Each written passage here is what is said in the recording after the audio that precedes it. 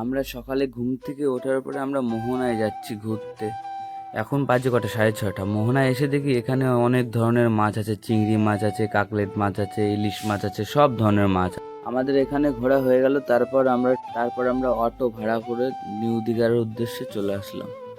এখানে জায়গাটা হেভি, কিন্তু আস্তে আস্তে আমরা দেখলাম এখানে একটা মন্দির হচ্ছে, ভীষণ বড় মন্দির, সুন্দর মন্দির হচ্ছে।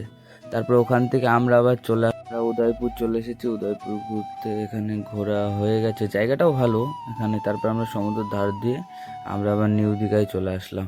কিন্তু এই সমুদ্রটা এত সুন্দর লাগছে, এখান যে 2টো বেজে গেছে, এখন খাওয়ার সময়, সবাই খাচ্ছে, বাচ্চা এদিকে হাত মুখ ধুচ্ছে। হোটেলে আসছি, দেখি পাশ দিয়ে ট্রেন যাচ্ছে, আমাদের পাশ দিয়ে, আমরা খেয়ালও করিনি, এখন থেকে ওটা পার্ক। আর এখানকার হোটেলগুলো দেখো, পরাপর সারি সারি, কি দুদিন হয়ে গেছে। এখন আমরা চলে যাব বাড়ির দিকে। এই যে রুম আমাদের, এই যে বাইরে সুইমিং পুল। আমরা এখন বাড়ি চলে যাচ্ছি।